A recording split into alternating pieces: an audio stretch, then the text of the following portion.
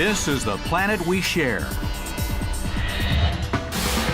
Each week we travel above, below, and across its surface on a journey of discovery. This week in Venezuela, a river runs through it. The Orinoco supports people and astonishing wildlife. In the eastern coast of America, making marine life count, researchers conduct a census. From the dig site to dynamite, a 110 million-year-old dinosaur comes back from the grave.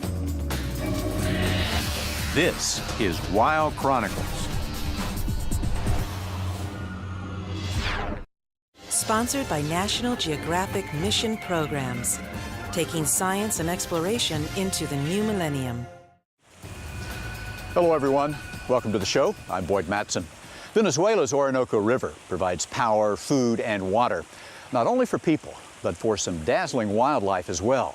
Now, researchers want to make sure that the Orinoco, its tributaries and floodplains continue to provide this life-giving support for all. Sin navegar pa divisar ese río, voy a zumbar mi radar, le voy a hablar de las aguas. It's not too much of a stretch to say that Venezuela is the Orinoco River.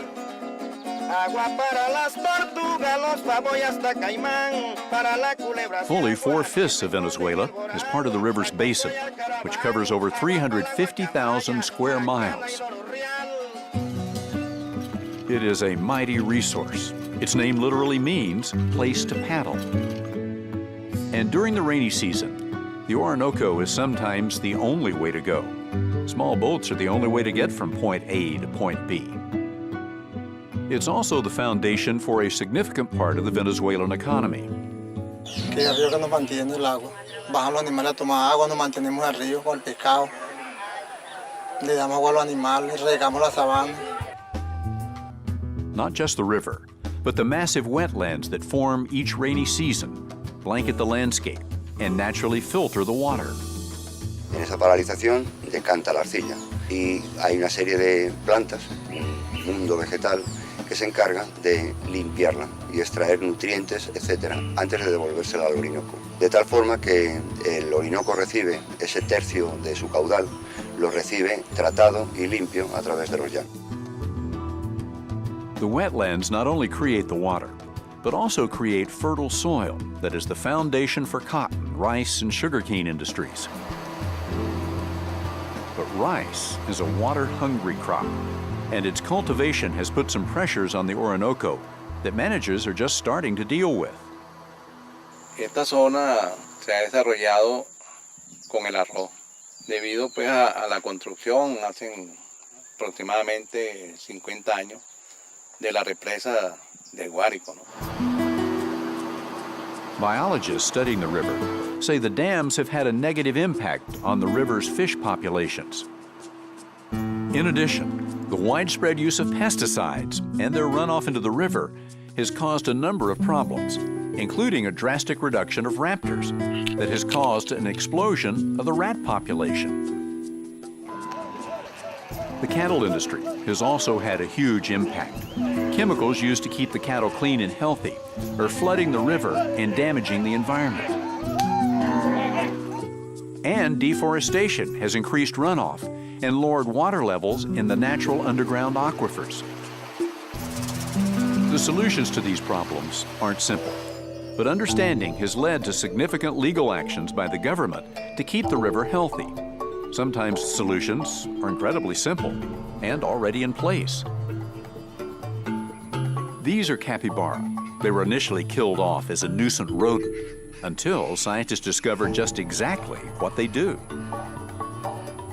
Cuando en el verano el pasto está seco, el chigüire hacía el efecto o hace el efecto de podadora.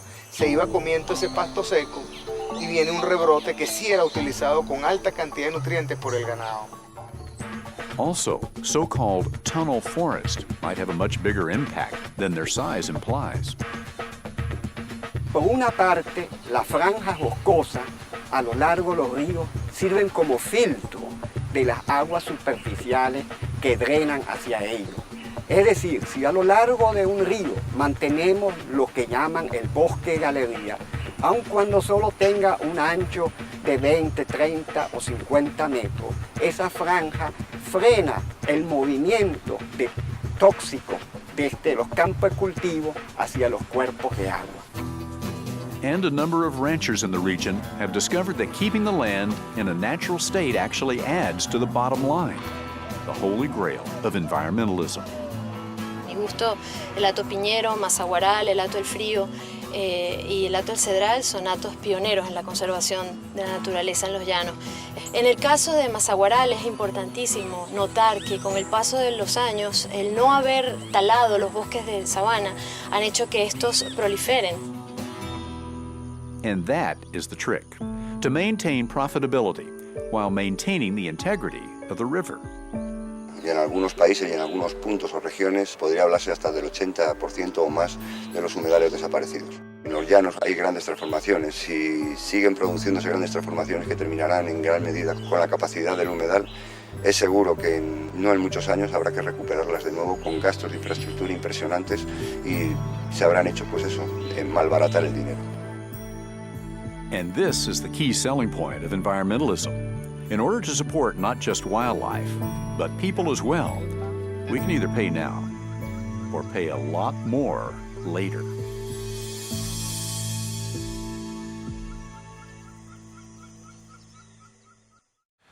How long have humans been on this planet? Well, apparently not long enough to know what else is here besides us, particularly when it comes to understanding what's in the sea. So right now, we're headed to the Gulf of Maine, where researchers are trying to add to our encyclopedia of marine life. Over 2/3 of our planet is covered by ocean, and yet most of its inhabitants are strangers to us. Scientists may have identified only a tiny percentage of the world's marine species, but now, researchers and volunteers from around the globe are counting on an unprecedented project to discover more. Called the Census of Marine Life, it's an attempt to assess marine biodiversity, past, present, and future.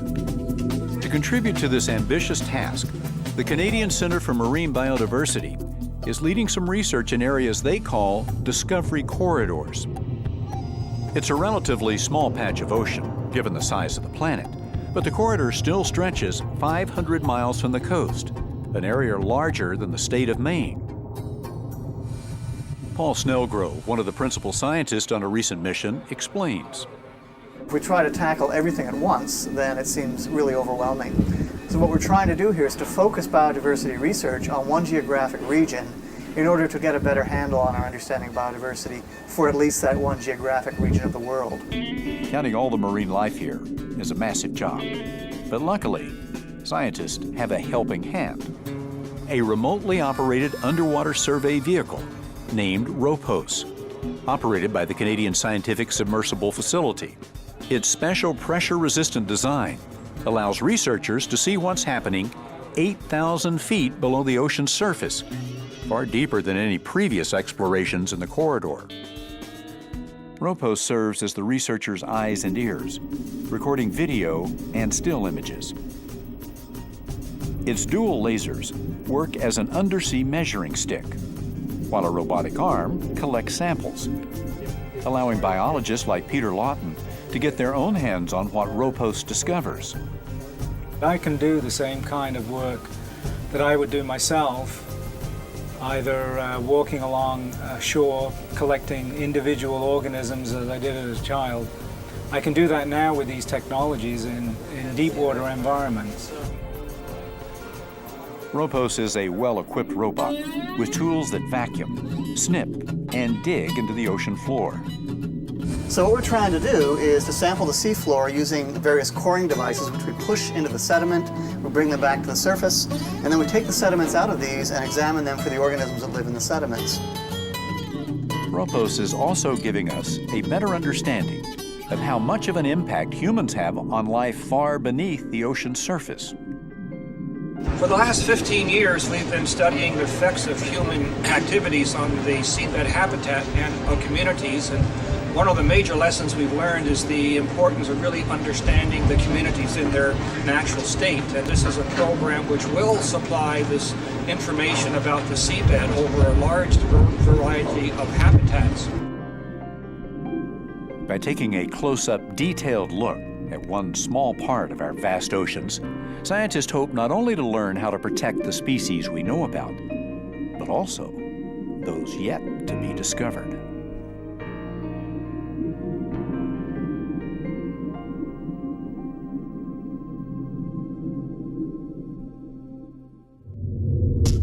We now head to Cocos Island, where one National Geographic grantee documents the real danger lurking in these shark-infested waters. Known as one of the world's top scuba diving destinations, Costa Rica's Cocos Island National Park boasts a higher concentration of sharks than perhaps any other place on the planet, earning it the nickname Shark Island. But even in this remote refuge, sharks are vulnerable to a greater predator. Overfishing is depleting ocean resources worldwide. So commercial fishermen travel from as far away as Japan to fish near Cocos. Some venturing unlawfully inside protected park waters, most tragically, to harvest shark fins. The enormous market for the delicacy has decimated several shark species and alarmed those protecting Cocos National Park. At the invitation of the Costa Rican government, National Geographic grantee Ben Horton came to Cocos Island to help with advocacy efforts. I went out there with my brother to film a documentary for the Costa Rican government, and we saw the poaching going on and decided that it was something that we needed to get out into the public's eye. Ben is working alongside park rangers on a documentary which will eventually follow the illicit shark fin trade from Cocos Island to the Asian markets. Early in the morning, the Coast Guard gives chase to an illegal fishing boat. When the driver refuses to stop, a guard fires a warning shot into the air.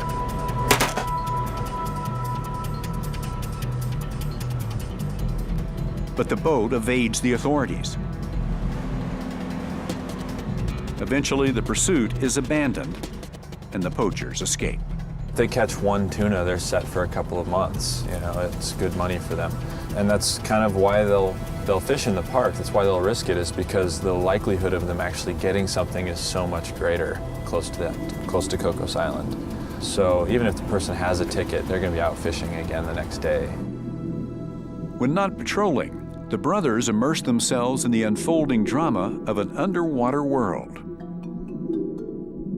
I was at a place called Alcyon where the hammerheads were just schooling around us, and there were hundreds of them, and all of a sudden I'm turned around, I'm filming, or I'm photographing my brother, and he points behind me, and I turn just in time to see, you know, a dozen or more hammerhead just rush right at me and come over me. I'm shooting with a fisheye lens, and these things almost hit me right in the face.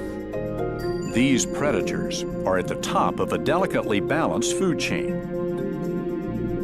Without them, the fragile marine ecosystem of Cocos may crumble, signaling an even greater worldwide crisis. Cocos Island's probably the last place you're actually going to see the sharks disappearing, because they come from all over the ocean to congregate on Cocos Island. When we start seeing them disappear from Cocos Island, that's when we know that we're really in the last stages and they're not going to be around much longer.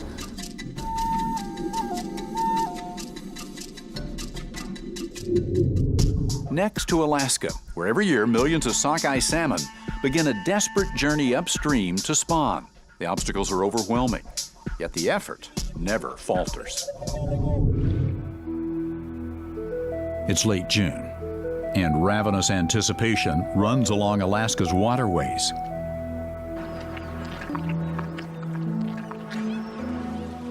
Millions of full-grown sockeye start upriver, where they'll face the ultimate challenge of their lives.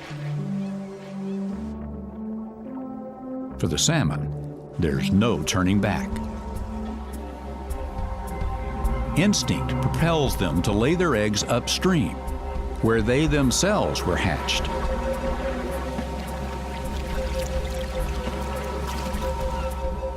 The migration is a windfall for brown bears, who can't make it through the upcoming winter without packing on hundreds of pounds of fat.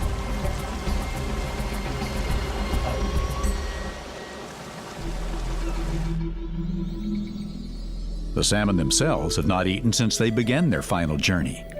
They start to digest their own skin, turning a familiar shade of red.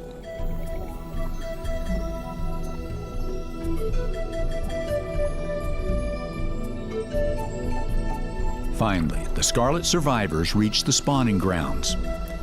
The round trip has taken 5 years and covered 7,000 miles.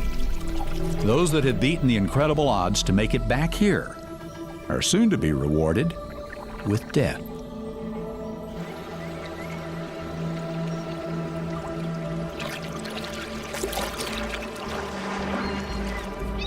But first, a female thrashes out a nest.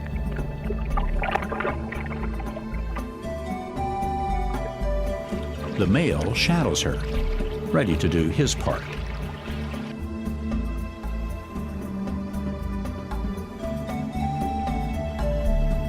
A single salmon can lay thousands of eggs.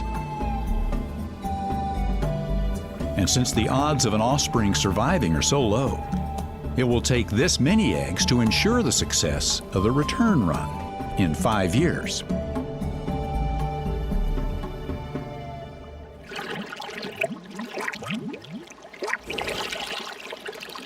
A bear trolls for easy pickings.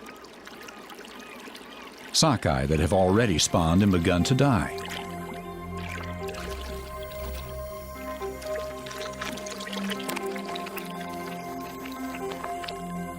Through all seasons, these amazing fish provide protein for legions of other creatures.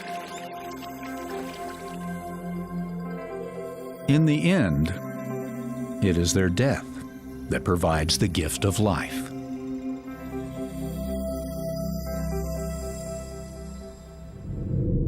We now head to Cuba, where the World Wildlife Fund Canada is helping to preserve Cuba's rich biodiversity.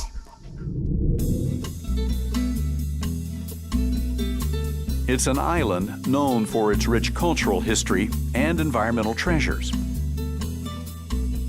But human activities, such as tourism and deforestation, threaten some of Cuba's key habitats, which is why the World Wildlife Fund's Julia Langer collaborates with local partners to protect the island's moist forest, wetlands, and coral reefs. The most satisfying thing about my work in Cuba this year really has been on the marine part of the program. The Caribbean turtle population is in serious decline, and that's why all these species are listed on the endangered species list. The biggest threat to marine conservation is the high volume of tourists. Over 1 million people visit each year, and that number is expected to swell. Such massive tourism growth could have serious impacts on the marine ecosystem, including the endangered marine turtles who compete for nesting space on the popular tourist beaches. Once abundant in Caribbean waters, marine turtles have been hunted to the brink of extinction for their meat, eggs, and beautiful shells. I was actually quite surprised to find tortoiseshell products right out in the open, but you can't allow any of it to happen, because if people buy it, then there's a demand. For many years, Cuba retained a legal fishery of 500 hawksbill turtles a year. But thanks to a joint effort by WWF and the Cuban Ministry of Fisheries, the nation has banned the harvesting of all marine turtle species. And while WWF Canada's conservation expertise is making an impact in Cuba, Canada can learn a great deal in turn. Cuba is currently the only country in the world to meet WWF's criteria for sustainable development, minimizing its ecological footprint while preserving a healthy standard of living. Organic farming plays a significant role in Cuba's success. Well, we've just walked up into the Escambray Mountains in Cuba. This is a perfect area for growing coffee, and these bushes grow quite well, especially up on the mountainsides. A lot of coffee these days is just plantation, where the forests are completely cut down. Organic farming practices help preserve the environment, but it's still necessary to set aside protected areas. Therefore, national parks and preserves cover nearly a third of the island. Of these, Ciénaga de Zapata is the largest park, encompassing over 2,000 square miles of coast, swamps, and mangroves. Environmental education forms an important part of WWF's programs in this area, including extracurricular clubs for children.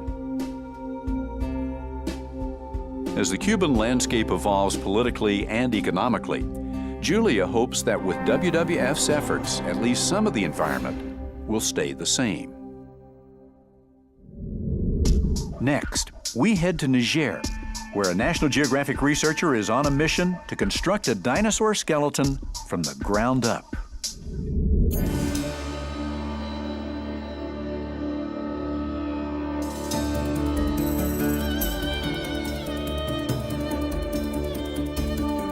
The seemingly endless sands of the Sahara Desert.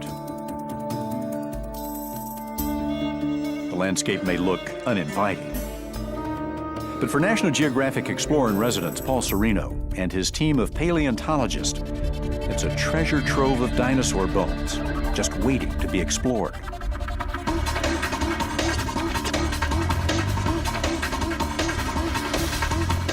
You just go which way the arrow points.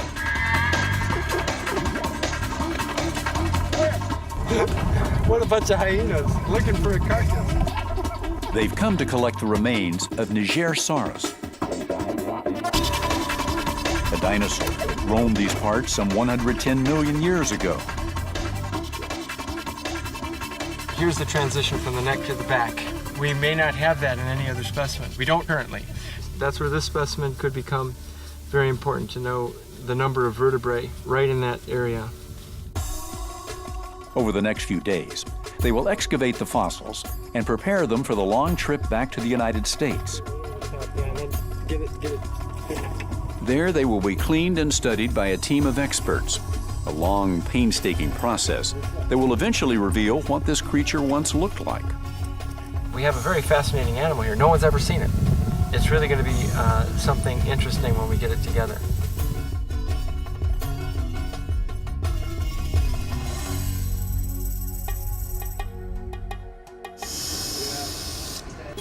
"8 years later, and it's finally time for Niger-saurus's big debut at National Geographic's Washington, D.C. headquarters.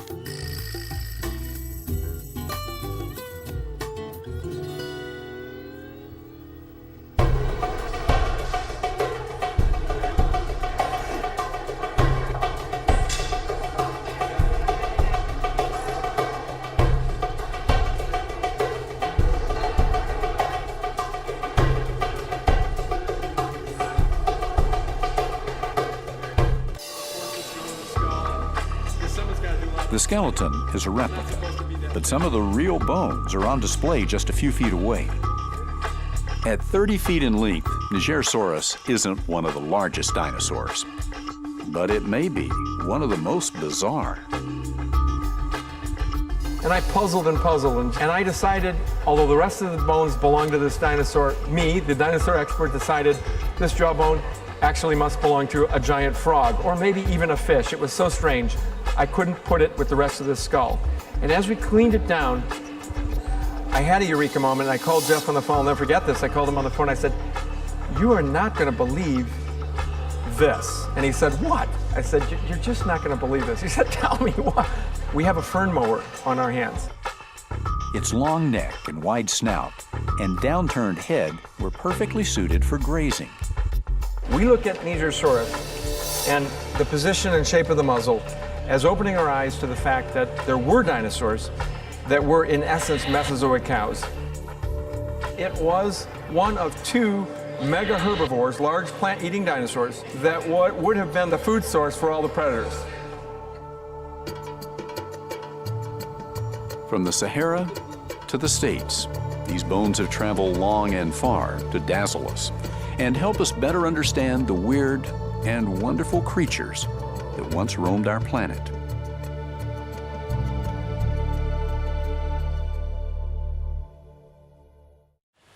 That wraps up our show, but don't forget to join us next time when we will introduce you to a celebrity in Greece, a cuddly little muck seal named Victoria. That's on the next edition of Wild Chronicles.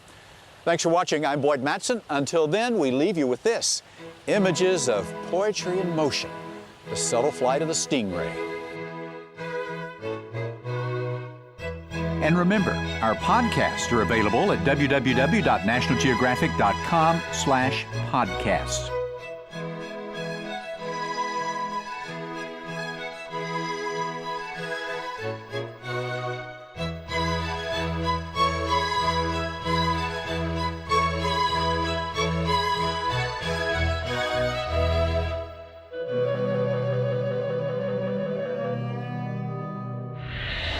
Wild Chronicles is sponsored by National Geographic Mission Programs. To find out more about your planet, come to www.nationalgeographic.com.